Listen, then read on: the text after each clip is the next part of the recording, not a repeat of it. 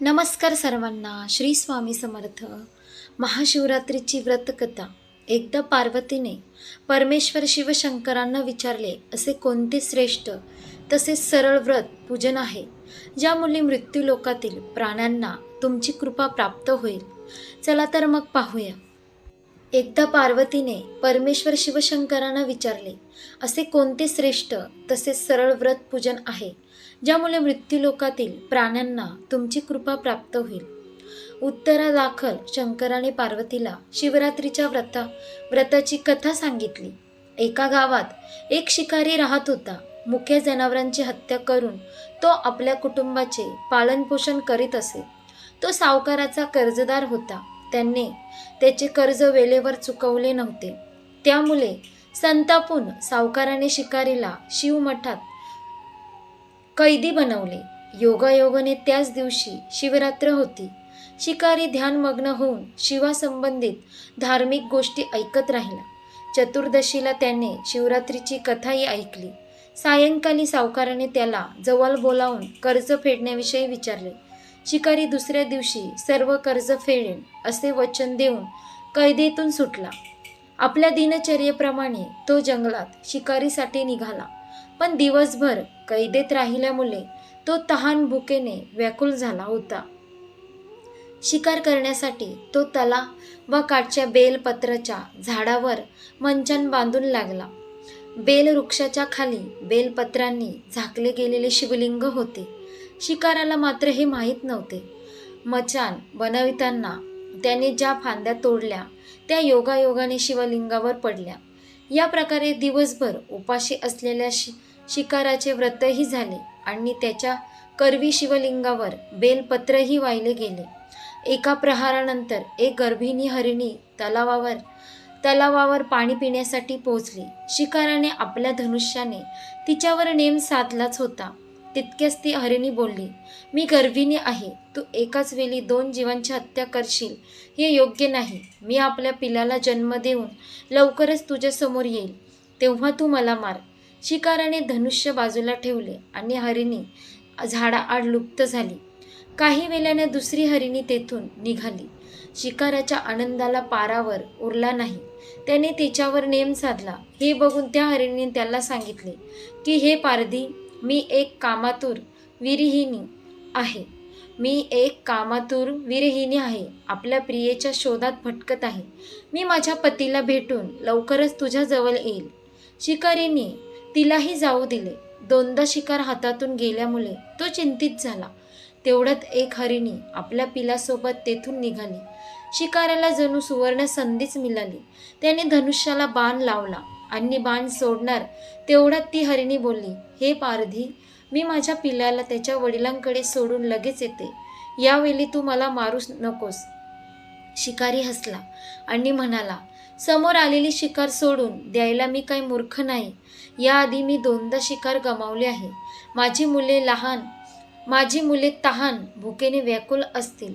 उत्तरादाखल हरिणी म्हणाली, जशी तुला आपल्या मुलांची काळजी वाटते आहे तशीच मलाही वाटत आहे. त्यामुळे मी फक्त काही काळ तुझ्याकडून जीवदान मागत आहे. माझ्यावर विश्वास ठेव, मी लगेच परत येईल. हरिणीचा तो व्याकुळ स्वर ऐकून शिकाऱ्याला तिची दया आली. त्याने तिलाही जाऊ दिले. शिकार न मिळाल्यामुळे तो बेलाच्या झाडावर बसून बेलपत्र तोडत खाली फेकत होता.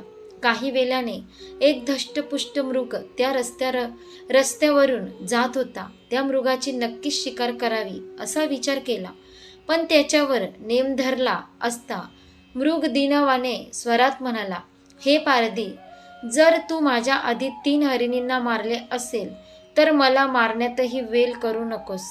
म्हणजे त्याच्या वियोगात मला एकही क्षणाचे दुःख सहन करावे लागणार नाही.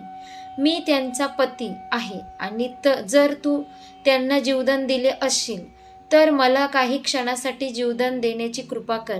मी त्यांना भेटून तुझ्यासमोर हजर होईल. मृगाचे बोलणे ऐकून शिकाराच्या डोळ्यासमोरून संपूर्ण रात्रीचे घटनाचक्र आले. त्याने सर्व कथा मृगाला ऐकवली. तेव्हा मृगाने सांगितले, माझ्या 3ही पत्नी येथून वचनबद्ध होऊन गेल्या आहेत, मात्र त्या माझ्या मृत्यूनंतर आपल्या धर्माचे पालन करू शकणार नाही. त्यामुळे तू मला आता जाऊ दे, मी त्यांच्या समवेत तुझ्यासमोर हजर होतो. उपवास, रात्रीचे जागरण तसेच शिवलिंगावर बेलपत्र चढविल्यामुळे शिकारीचे हिंसक हृदयाचे निर्मळ हृदयात परिवर्तन झाले होते. धनुष्य त्याच्या हातातून निसटले. शिवाने त्यांच्या हृदयात बदल घडून आणला. त्याला आपल्या भूतकाळातील कर्माचा पश्चाताप झाला. थोड्याच वेळात मृगसह सपरिवार शिकाऱ्यासमोर आला. या प्राण्यांमधील प्रेम पाहून शिकाऱ्याच्या डोळ्यातून अश्रू वाहायला लागले. शिकाऱ्याने त्यांना न मारता आपणही मुक्या प्राण्यांची हिंसा न करण्याचे ठरवले. देवलोकातून समस्त देव ही घटना बघत होते. घटनेची परिणिती झाल्याबरोबर देवी देवतांनाही फुलांचा वर्षाव केला. तेव्हा शिकारी तसेच मृग परिवाराला मोक्षप्राप्ती मिळाली. महाशिवरात्रीच्या दिवशी शिकारीची पूजा पद्धती पूर्ण झाल्यामुळे त्याला मोक्ष प्राप्त झाला. शिकारीच्या मृत्यूनंतर यमदूत त्याला उचलण्यासाठी आले म्हणून शिवगणांनी त्याला परत पाठवले. शिवगण शिकारीला घेऊन शिवलोकात आला. भगवान शिवाच्या कृपेने राजा चित्रभानू या जन्मी स्वतःचे भूतकाळाचे स्मरण करू शकले आणि महाशिवरात्रीचे महत्त्व जाणून घेतल्यानंतर ते पुढील जन्मातही त्याचे पालन करू शकले.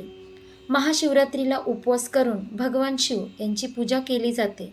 शिवरात्रीच्या काळात भक्त दिवसभर उपवास करतात आणि भगवान शंकर यांचा नामजप करतात.